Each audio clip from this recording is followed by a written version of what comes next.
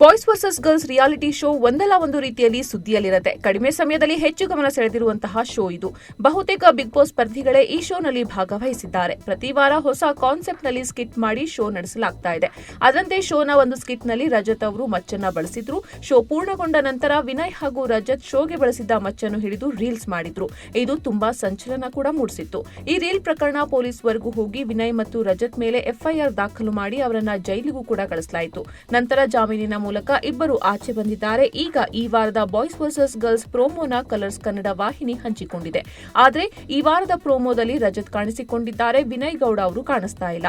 ಈ ವಾರದ ಎಪಿಸೋಡ್ನಲ್ಲಿ ವಿನಯ್ ಇರೋದಿಲ್ವಾ ಅನ್ನುವ ಅನುಮಾನ ಹೆಚ್ಚಾಗಿದೆ. ಅಂದಹಾಗೆ ಈ ಎಪಿಸೋಡ್ನಲ್ಲಿ ಅತಿಥಿಗಳಾಗಿ ಅದಿತಿ ಪ್ರಭುದೇವ ಹಾಗೂ ನೆನಪಿರಲಿ ಪ್ರೇಮ್ ಬಂದಿದ್ದಾರೆ. ಇನ್ನು ಮಚ್ ಹಿಡಿದು ರೀಲ್ಸ್ ಮಾಡಿದ್ದ ರಜತ್ ಮತ್ತು ವಿನಯ್ ಗೌಡ ಅವರನ್ನು ಪೊಲೀಸರು ವಿಚಾರಣೆಗೆ ಒಳಪಡಿಸಿದಾಗ ರೀಲ್ಸ್ಗೆ ಬಳಕೆ ಮಾಡಿದ್ದ ಮಚ್ಚನ್ನು ನೀಡಲಾಯಿತು. ಆದರೆ ಇದು ರಬ್ಬರ್ ಮಚ್ ಆಗಿತ್ತು. ರೀಲ್ಸ್ಗೆ ಬಳಕೆ ಮಾಡಿದ್ದ ನಿಜವಾದ ಮಚ್ಚು ಸಿಗದ ಕಾರಣ ಇವರ ಮೇಲೆ ಸಾಕ್ಷಿ ನಾಶದ ಆರೋಪ ಎದುರಾಗಿದೆ. ಹೀಗಾಗಿ ಕೆಲ ಸಮಯ ಜೈಲಿನಲ್ಲಿ ಕಳೆಯಬೇಕಾಯಿತು. ಈಗ ಜಾಮೀನು ಪಡೆದು ಮತ್ತೆ ಶೂಟ್ಗೆ ಮರಳಿದ್ದಾರೆ. ಕಳೆದ ವಾರ ವಿನಯ್ ಹಾಗೂ ರಜತ್ ಇಲ್ಲದೆ boys versus girls show shoot ಮಾಡಿರಲಿಲ್ಲ. ಶನಿವಾರ ಮಜಾಟಾಕ್ಕೆ ಸುದೀರ್ಘ ಸಂಚಿಕೆ ಪ್ರಸಾರ ಮಾಡಿದ್ರೆ ಭಾನುವಾರ ಭೀಮಾ ಸಿನಿಮಾ ಪ್ರಸಾರ ಕಂಡಿತು.